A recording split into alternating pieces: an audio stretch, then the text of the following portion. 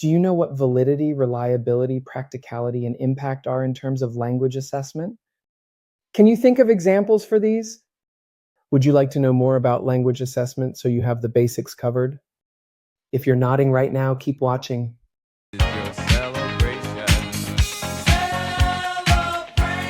Hello and welcome to my YouTube channel, Learning Together with Robert. If this is your first time visiting me, thank you for being here. And if you're back, thank you very much for your support, because without you, this wouldn't make any sense. If you haven't subscribed, why not do it now and give us a like? Those of you who have been here already, you can fast forward to the main part of the video. I just want to say hello to my new visitors. I'm Robert Martinez, and I've been an English language teacher since 1994 and a teacher educator and language assessment specialist for almost 20 years now. It's been an incredible journey, having lived and worked in 9 different countries. I'm a self-taught tutor and assessor, online moderator, a full-time director of studies, and a tutor on the IHCYLT course, teaching English to young learners and teenagers, and I enjoy being in the classroom both face-to-face and online. If you want to know more about my professional background, experience, and qualifications, I've put a link to my LinkedIn profile and a link to a video cartoon version of my CV to jazz things up in the description box below, so feel free to check them out.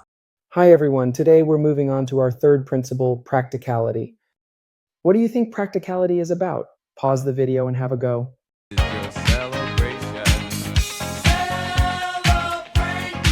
Well, practicality is about the feasibility of your assessment. It considers the time, resources, and effort required to administer, score, and interpret the test. A practical assessment is easy to administer and grade without requiring excessive time or specialized equipment.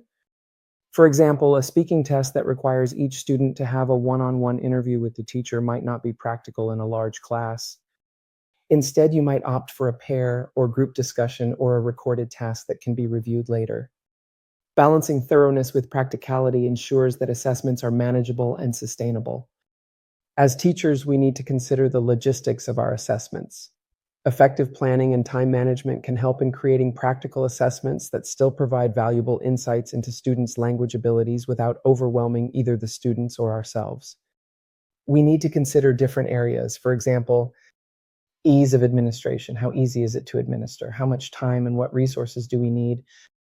We also need to consider scoring and interpretation of results. Multiple choice questions and true-false questions can be easily marked, but is automated.